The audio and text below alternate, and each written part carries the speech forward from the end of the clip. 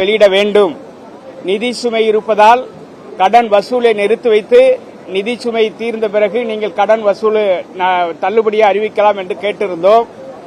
அவர் அதிகாரிகள் மூலமாக உரிய நடவடிக்கை எடுப்பதாக உறுதியளித்தார்.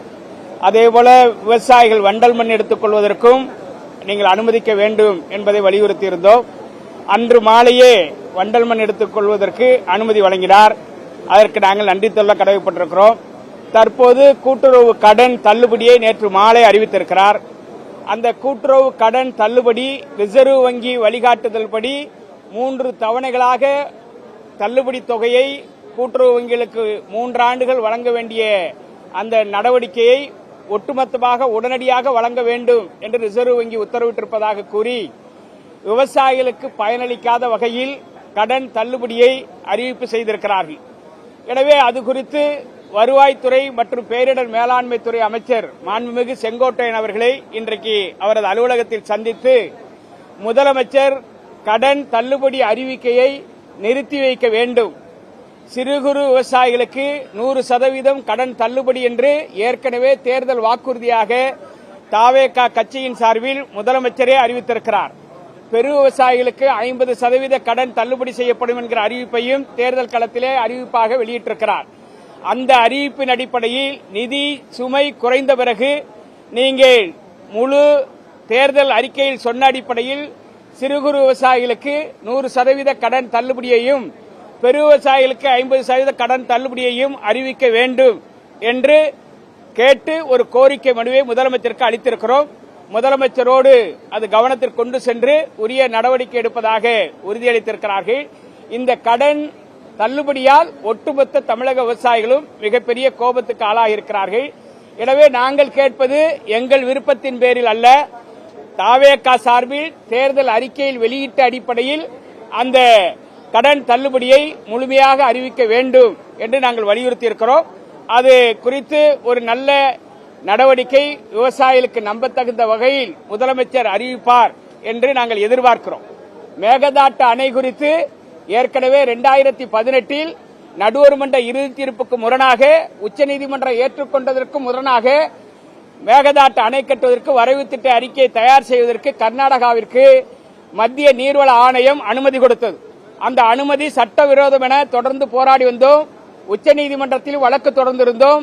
2025 நவம்பர் மாதம் அந்த வழக்கு தள்ளுபடி செய்யப்பட்டது.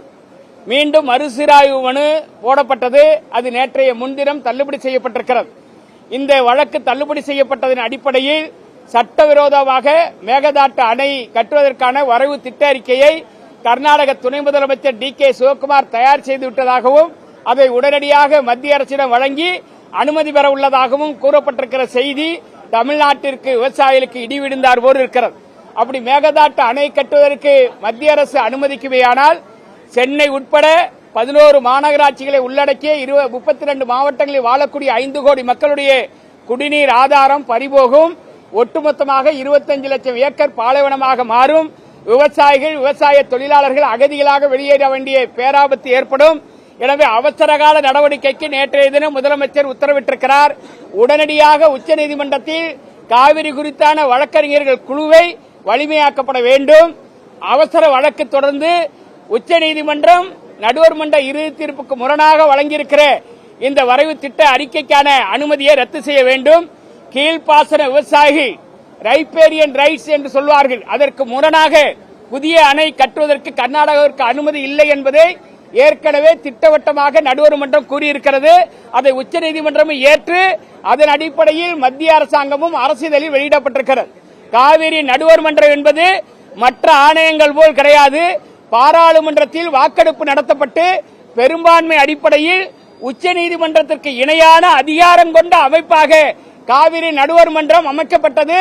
நடுவர் மன்ற இறுதி தீர்ப்பு 2007 வெளியிடப்பட்டு மீண்டும் கர்நாடகமும் தமிழ்நாடும் உச்சநீதிமன்றத்தில் மேல்முறையீடு செய்தபோது நடுவர் மன்றம் என்பது உச்சநீதிமன்றத்திற்கு இணையான அமைப்பு, எந்த வகையிலும் நாங்கள் நடுவர் மன்றத்தை மேலாண்மை செய்ய முடியாது.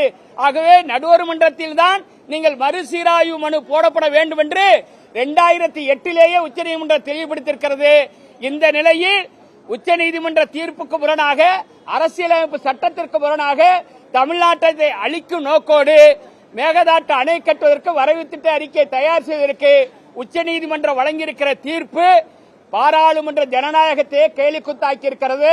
அரசியலமைப்பு சட்டத்தின் மீது மிகப்பெரிய சந்தேகம் எழுந்திருக்கிறது.